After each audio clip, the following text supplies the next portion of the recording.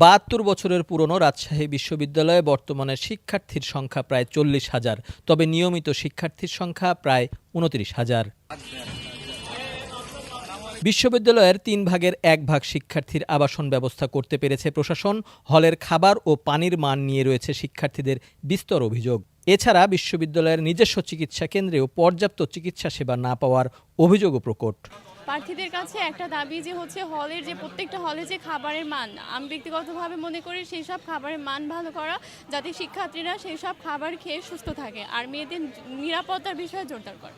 এর মধ্যে খাবারের মানগুলো একটু উন্নত করা দরকার। আমি হলে থাকি না, কিন্তু হলে মাঝে মাঝে খেতে যাই, কিন্তু আমার কাছে মনে হয়েছে যে শুধুমাত্র মন্নুজান হল বাদে বাকি হলগুলো খাবার একদমই খাওয়ার যোগ্য না। সবার টপে আমার মনে হয় আবাসন ব্যবস্থাটা যদি একটু তাড়াতাড়ি আমাদেরকে এনশিওর করা হতো তাহলে আমার মনে হয় ভালো হতো। তারপর হচ্ছে একটা ইস্যু উঠেছে যে লাইব্রেরিতে এসি, আমাদের হচ্ছে গরমের সময় হয় আমাদের বড় ফ্যান দেওয়া থাকে, ফ্যানের আওয়াজে হচ্ছে অনেক সময় হয় কি যেমন আমার মানে নিজেরই পড়তে অনেক সময় ব্যাঘাত ঘটে। তো এই ক্ষেত্রে লাইব্রেরিতে এসি দেওয়াটা মনে হয় যৌক্তিক।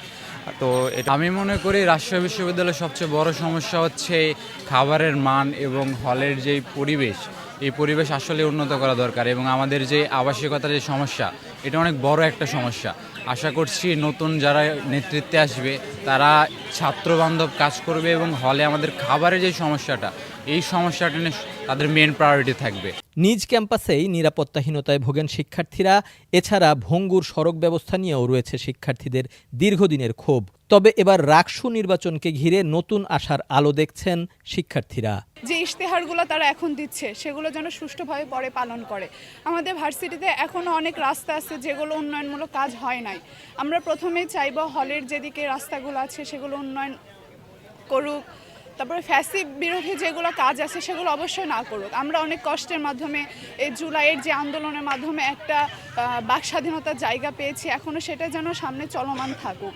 প্রশাসন থেকে আমাদের বিভিন্ন সময় বিভিন্ন উদ্যোগ দেখানো হয়। আসলে বিশেষ করে আমি যদি বলতে যাই, আমাদের ক্যাম্পাসে নিরাপত্তা ব্যবস্থা কার্যকর করতে হবে, কিন্তু নিরাপত্তা ব্যবস্থা কার্যকর না করে কার্যকর যে নিরাপত্তা ব্যবস্থা আসলে এইটার আসলে সমাধান করা হয় না।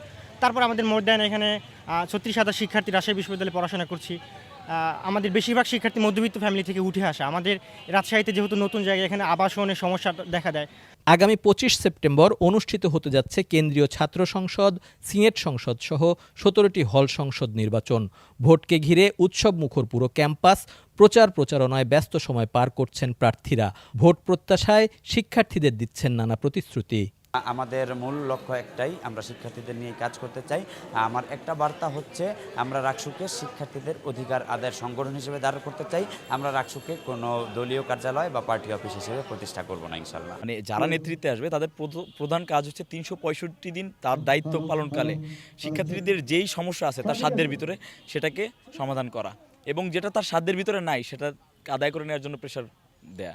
আমার পূর্ণাঙ্গ মেডিকেল, এটা আমাকে হেরে গেলেও জানাতে হবে, জিতে গেলেও জানাতে হবে।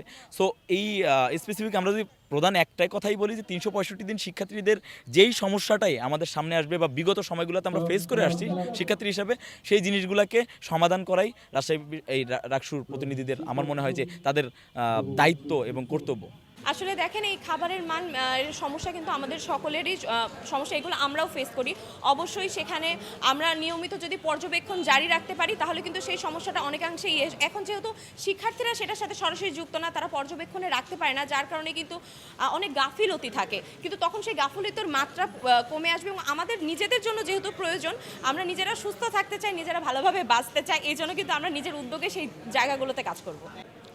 দেখুন, রাজশাহী বিশ্ববিদ্যালয় একটা প্রাচীনতম বিশ্ববিদ্যালয় হিসেবে যতগুলো সমস্যা এখন পর্যন্ত রাজশাহী বিশ্ববিদ্যালয়ে বিদ্যমান, এত সমস্যা থাকা উচিত ছিল না। আমরা আওয়ামী ফ্যাসিবাদের আমলে যেই প্রশাসন দেখেছি, এই প্রশাসন কোনো সমস্যার সমাধানে সেভাবে তৎপর ছিল না।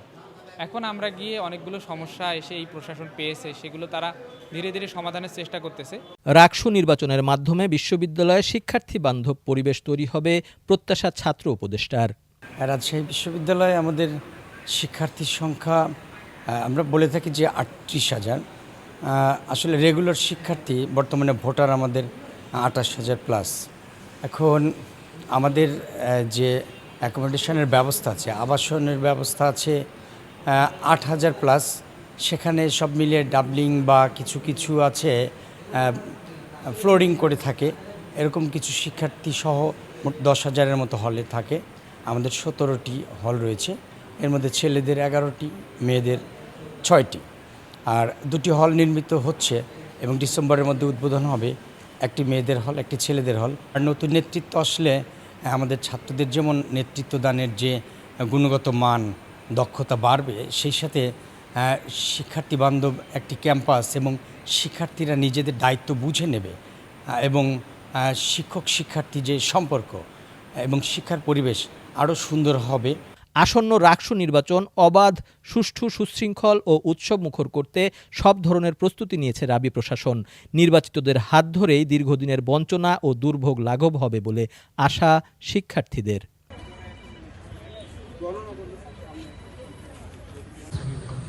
Raju Ahmed, channel S, Rajshahi.